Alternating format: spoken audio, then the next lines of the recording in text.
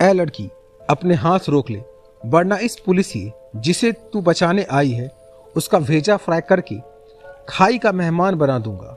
धनराज अत्यधिक ठंडे स्वर में उस चुड़ैल को बोला, जो उसके आगे खड़े उसके एक आदमी का हाथ उखाड़ने के बाद उसकी गर्दन उखाड़ने में व्यस्त थी।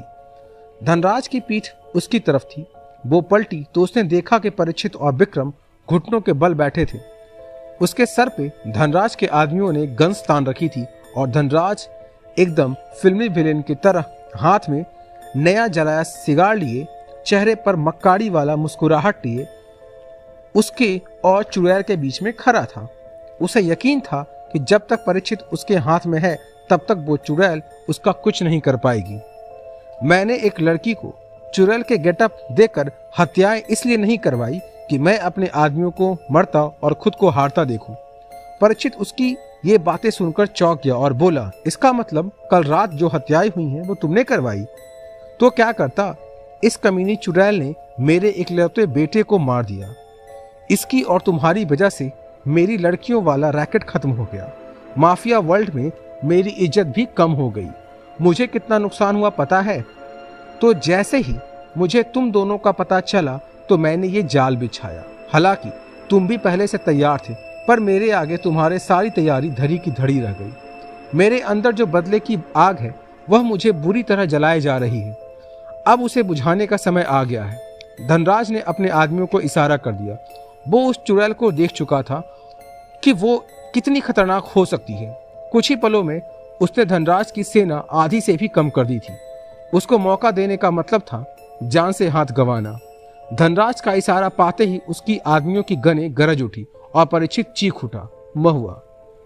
परंतु अब उसके हाथ में कुछ न रहा। गोलियों की बाढ़ लपक कर चुड़ैल तक पहुंची और उसको अपनी चपेट में ले चुकी थी। गोलियों की तेज धक्कों के बावजूद वो वहीं खड़ी छटपटाती रही। धनराज के आदमियों ने फायरिंग बंद ना की। उनकी उंगलियां लिबलिबी से हटी ही नहीं। लगातार कुछ समय तक गोलियां चलती रही और वहां खाली कारतूसों का फट सा बिछ गया था। कुछ ही समय बाद वहां गोलियों की आवाज बंद हो गई थी। परंतु क्रूरता और डर का अंदाजा इससे ही लगाया जा सकता है कि अभी तक किर्र किर्र की आवाजें आए जा रही थी। मतलब अभी तक धनराज के आदमियों की उंगलियां ट्रिगर से हटी नहीं थी। वहां पर धुआं धुआं हो गया था। उस धुएं की चादर में किसी को कुछ दिखाई नहीं दे रहा था। तेज पहाड़ी हवाओं ने उस धुएं को जल्द ही बिखेर दिया।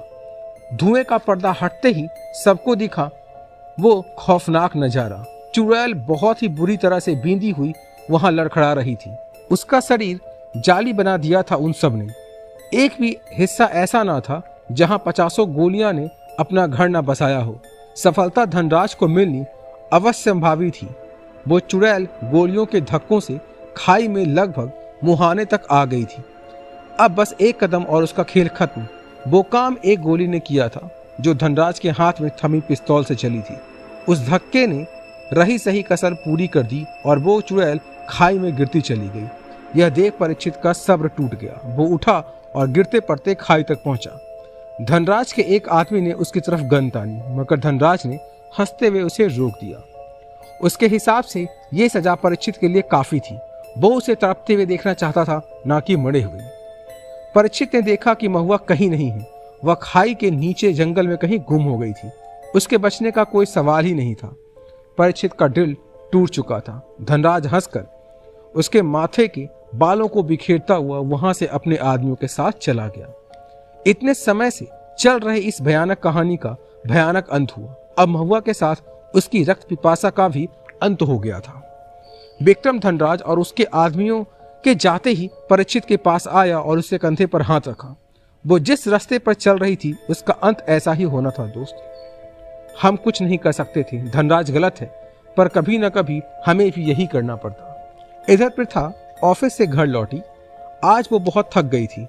इन दिनों उसने काम के लिए बाहर जाना यानी फील्ड वर्क छोड़ दिया था। जब से उसे उन गुंडों ने मारने की कोशिश की थी उसके बाद उसने कुछ दिनों के लिए फील्ड वर्क से ब्रेक ले लिया था। ऐसा नहीं है कि वह डर गई थी, पर उसे कुछ आराम चाहिए था। उसका दिमाग थक गया था। घर में घुसते ही उसने घर की लाइट्स ऑफ कर दी और मोबाइल की रोशनी में वह घर के पीछे की तरफ बने एक हिस्से में अलग थलग पड़े कमरे में गई। वहां जाकर उसने एक मध्यम सी रोशनी वाली लाइट जलाई। वहां पलंग पर कोई लेटा हुआ था। तुम्हें मेरा शुक्रगुजार होना चाहिए। अगर मैं तुम्हें उस खाई में गिरते समय बीच में ही ना थाम लेती और यहाँ लाकर तुम्हें बचाने की कोशिश ना करती तो तुम्हारी लाश को सियार खा रहे होते। तुम्हें बड़ा गुरूर था ना अपने शक्तिशाली होने का। देखो, कुछ अपराधियों ने ही तुम्हें मौत के कगार पर पहुंचा दिया और एक इंसान ने ही तुम्हारी जान बचाई है महुआ। महुआ उसके सामने पट्टियों से लिपटी हुई थी। उसके घाव आश्चर्यजनक गति से भर रहे थे, परंतु फिर भी यदि उसे समय पर उपचार ना मिलता तो उस समय मर भी सकती थी। प्रथा ने उसे खाई में गिरते समय बीच में ही एक ओट से थाम लिया था, तुरंत सुरक्षित स्थान पर खींच लिया था। वो तो शुक्र था कि परीक्षित ने पता नहीं क्यों माँ को मामा के पास भेज दिया था, वरना जवाब देना मुश्किल हो जाता और परीक्षित वैसे ही महीने में 1-2 बार ही घर लौटता है। महुआ ने धीमी और सुस्त आवाज में पूछा, मैंने तो तुम्हें और तुम्हारी माँ को मारने की धमकी दी थी, फिर भी तुमने मुझे क्यों बचाया प्रथा? प्रथा व्यंग से मुस्कुराई और बोली, यही तो हम इंसानों की खासियत है महुआ। हम लोग उस खून को पानी से गाढ़ा समझते हैं जिसे तुम पानी की तरह बहाने में यकीन रखती हो। माना कुछ नराधम भी होते हैं जो इंसानियत को ताक पर रख कर चलते हैं, पर उनमें और तुम में कोई फर्क नहीं है। इसके 2 रीजन और भी हैं। पहला ये कि जब मैं वहां पहुंची तो मैंने धनराज की बात से जाना था कि वो लड़कियां बेचने का धंधा उसका ही था जहां तुमने उसके आदमियों को मारा था। और दूसरा, कहकर प्रथा चुप हो गई और उसके दिमाग में अंतर्द्वंद चल रहा था। जाने किस भावना के वशीभूत होकर वह कुछ और भी कहने वाली थी। और दूसरा क्या प्रथा? महुआ ने उसकी आंखों में देखकर पूछा। और मैंने देखा था कि तुमने भाई के प्यार के लिए खुद को दांव पर लगा दिया था। तुम चाहती तो वहां सबको मार सकती थी, परंतु इसके बजाय भाई के लिए तुमने मरना पसंद किया। मैं जानती हूं कि तुम भाई से बहुत प्रेम करती हो, परंतु फिर भी मैं ये कभी नहीं चाहूंगी कि तुम भाई की जिंदगी में आओ। एक इंसान और पिचास का कोई मेल नहीं। तुम चाहे जो भी हो, कोई देवी, कोई पिचास, परंतु तुम्हारी रक्त पिपासा किसी दिन भाई के लिए भी खतरा बन जाएगी। इसलिए मैं चाहूंगी कि अब तुम यहाँ से कहीं दूर चली जाओ। महुआ कुछ ना बोली, बस चुपचाप प्रथा को देख रही थी। प्रथा पता नहीं क्यों उसकी आंखों में नहीं देख रही थी। वो आगे बिना कुछ बोले उस कमरे से निकल गई। इधर धनराज को जोर का झटका बहुत जोर से ही लगा था। उसको कलराज की बात पर बिल्कुल यकीन न हुआ। मैं ये नहीं कहता हूं कि आपकी विद्या गलत है, पर मेरी आंखों के सामने उस अपराधियों ने उस देवी के शरीर में कम से कम 50 किलो गोलियां भर दी थी। उसका पूरा शरीर ही जाली बन गया था। उसके शरीर का कोई ऐसा हिस्सा नहीं बचा था जहां वो बारूद की महक ना गई हो। उसके बाद उस खाई में गिरकर तो उसकी सरतिया मौत हो गई थी। धनराज ने यह नहीं बताया कि वह आदमी उसी के थे। उसने तो सोचा था कि लौटते ही वो कलराज को कुछ रुपए पैसे देकर रवाना कर देगा। अब उसकी जरूरत ही खत्म हो गई थी। परंतु जब उसने वो घटना बताई तब कलराज ने यह कहकर झटका दिया कि उसकी साधना अनुसार अनिका देवी जिंदा है। सेठ जी, मैं साबित कर सकता हूं। इतना कहकर कलराज ने एक पुतला जलती हुई आग में डाल दिया। धनराज की विस्फारित आंखों ने देखा कि उस पुतले पर जलती आग का कोई असर नहीं हुआ। फिर कलराज ने मिट्टी का तेल लिया और उस पुतले पर डाल दिया।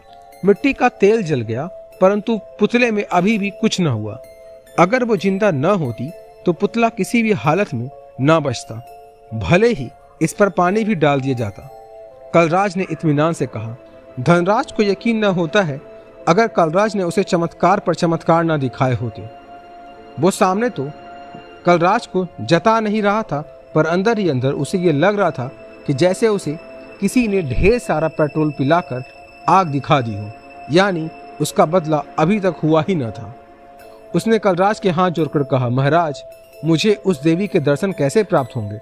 मैं उनका इंसानी रूप में दर्शन करना चाहता हूँ, उनके शांत रूप से आशीर्वाद प्राप्त करना चाहता हूँ। ऐसा जरूर होगा, परंतु उन्हें उनके शांत रूप में लाने के लिए तंत्र शक्ति से बांधना पड़ेगा। कलराज ने कहा तो धनराज की बाँछें खिल गई थी। उसे उनका मंतव्य सिद्ध होता दिखाई दे रहा था।